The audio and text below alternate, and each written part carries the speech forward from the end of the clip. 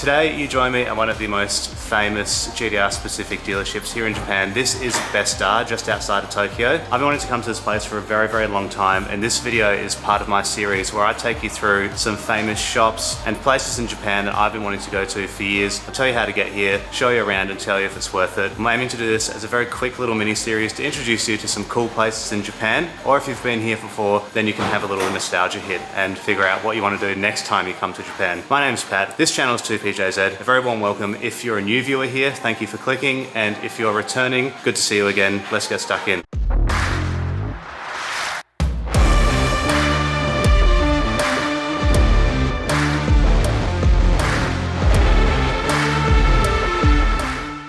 So I figure we should start at the top here. So Best Star have been known around the world really for bringing really high quality GTRs to their customers, and what they've got in this showroom here is no exception. So I'm going to do a very quick little speed tour of walking you through all the cars here, starting with this beautiful R32 GTR in silver with the N1 kit. You've got the N1, this one here is a V-Spec, you've got the N1 boot lip, you have some awesome discontinued polished silver LMGT4s, nice interior as well, no dash bubble, we can't really see that, but there's no dash bubble in there, you have to take my word for it. And then at the front here, you've got a beautiful carbon front lip and the N1 ducts on the front, and that is right next to this awesome V-Spec 2 in gunmetal grey. This looks like a completely original car. Again, unlike many GTRs you'll see in Australia, this one has no dash bubble as well, which is just awesome to see. That's a really tidy example of a V-Spec 2. This one here is an R34 GTR V-Spec 2 in, I think it might be QM1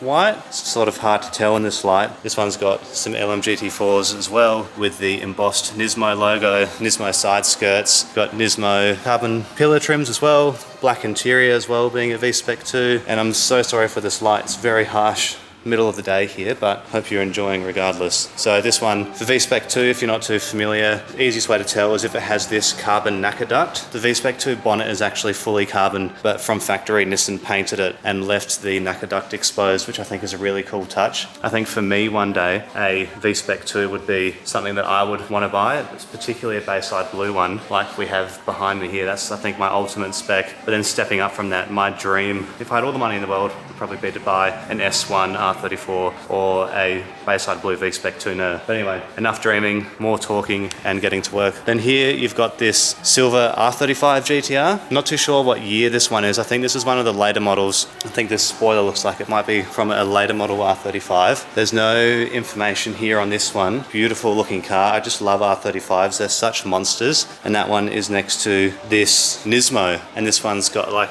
all this crazy carbon fiber like on the front bumper here. There's heaps of carbon. You've got carbon on the bonnet, just fully exposed carbon, which I think looks sick. Carbon roof, and then coming around the back of the car, you get a carbon spoiler as well on the Nismos. And these essentially take a normal R35 GTR like the one next to it and just make this into the ultimate track weapon. You've also got to mention extra carbon back here on the diffuser. This looks like an aftermarket exhaust, I think, as well, but not sure which one.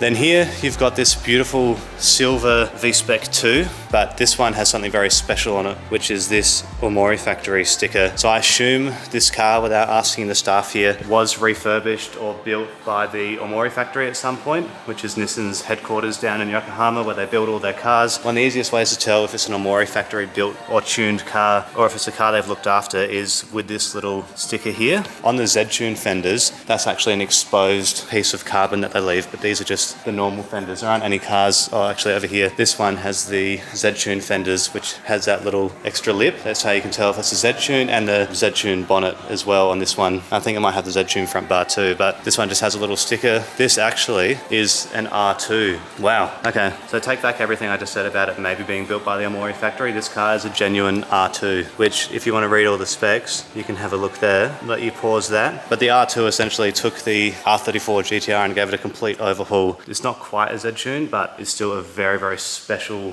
R34 GTR with a bunch of Nismo parts. They threw the whole catalogue at it. This one's just got like Nismo everything. You can even tell looking at the front bumper here, under that number plate, that's a Nismo intercooler. I'd love to be able to see it in the engine bay. I think this one's even got the M-Spec or some form of refurbished aftermarket leather seats. Doesn't look like it's got the M-Spec GTR logo on it. Very old style, bit faded now. Nismo carbon garnishes there. Then over here you've got this Nismo Z, and that's next to this really cool black V-Spec 2. And they did not make many black V-Spec 2s, so seeing this is pretty special. This looks like a completely stock car, so that is super, super cool to see in the flesh. Very, very nice car. Then this is probably my pick from the showroom. Otherwise, I'd probably pick the R2, but this here is a Bayside Blue V-Spec 2, and it's on the polished chrome, silver, whatever you want to call it, LMGT4s. And on the blue paint, you can really see, and I hope if I move the camera around a bit, you can see under the light the carbon weave that actually comes through the paint. This one has, like many V-Spec 2s, the nacre duct fading a little bit, which would indicate to me that it has been well used, but regardless, this is probably still my dream spec R34 GTR, so very, very cool. I'll show you around the back of it as well. There's not too much to point out. It's got the grey seats and looks like maybe a Nismo exhaust. Yeah, it's a Nismo Weldina, but yeah, how good is that? And then that's next to this white R32 GTR. I've always loved the white R32s, but I know that Erin, who's here with me today, obviously she has been all trip because they're traveling together, has a bit of a thing for white cars. Well, not necessarily white cars, just when you have other colours like black, which looks really nice and shiny. You said this is a GTR, but why has it got a different badge? That's the Skyline badge. The Skylines, well, the R32s have that badge, and then on the back of it, you'll find the GTR badge. I wish I'd known that ages ago. It'd be a great cheat hack when I'm trying to spot cars. I'll keep an eye on that one. Keep an eye on that. And then got this random Porsche Panamera, but we're not interested in that today because we have way too many beautiful GTRs around us. And this one is something that looks super, super cool. So if you are a GTR fan, you might be able to spot a couple of cool things already about this car. This is the Z-Tune front bumper. It's the R-Tune or Z-Tune bonnet. It's got the Z-Tune guards. Have this really cool little vent in there that's all fully functional. You've got Nismo side skirts. You've got the old logo Nismo garnish here like you have on the R2 over there. I think I pointed out before, but just for confirmation, the R2. So I don't think this one is an R-Tune. I think it's just got the R2 engine, so which is, I say just the R-Tune engine, but that's still a very, very special bit of kit. Anyway, coming back to this one, this has the Omori factory sticker, so again, I assume this one was taken back to Omori at some point for some form of upgrade, but super nice car. Again, the embossed Nismo logo, LMGT4s, even though it is sort of the standard R34 GTR wheel, they are obviously made for the car, hence why so many people run them. One really cool thing I want to point out on this car is that this is the first GTR I've seen in Japan that has the same seats that I've seen on the Z-Tune back at V-Spec Performance. If you've watched a couple of my other videos, you would have seen at V-Spec Performance I featured the Z-Tune there, particularly on my Instagram. If you don't follow me there, go and do that. But the Z-Tune came with this very cool, depending on how much you love GTRs, you can either find it very cool or very cringe, red and black interior. It's probably not what I would pick, but I do like how it was a Z-Tune specific thing. So I'm not quite sure on the story with this car, but it does have the front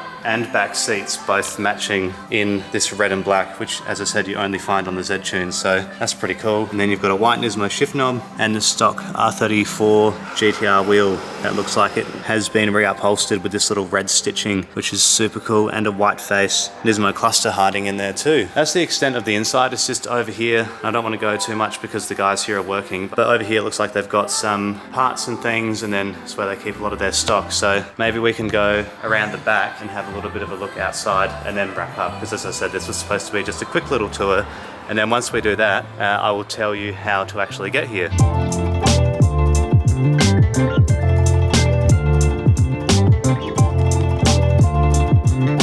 So over here you have another R32 GTR. This R32 is white, but it has some silver LMGT4s on it. Really, really nice car. Again, it's got the N1 pods down here, which I think is such a necessary mod for an R32. Oh wow, this is a V-Spec 2 as well. So again, like another V-Spec 2. And this one has some pretty special bits on the inside. I don't know how I'm going to be able to show you this, but if you can see on the inside there's a white face Nismo cluster. You also have the white Nismo triple gauges and a Nismo GT shift knob. And then this one's got some old school looking Nismo seats. Yeah, so sorry for the reflections. This is really hard to try and get. You've got this, which is someone's, I imagine someone who works here there daily. This is an Aristo that is on some super cool gold BBS LM F1s. And then you've got the workshop over here, which is pretty cool. And then here you've got another grey R32 GTR. This looks like it could be another V-Spec 2 because it's got the V-Spec 2 wheels on it. 35 GTR in the workshop coming around the back now. And then this super cool 32 on these awesome Advan GTs. Then, wow, I'd love to see around the back of this 34. If you're a 34 fan, you might see that little sports resetting sticker on the side there. That's a pretty special car. This could be very early Nismo built R34. Then you've got another R32 here next to this one, which looks super cool. It's a shame they're parked so closely on some ZE40s, but I would absolutely love to know what's hiding under the bonnet of this car. But they're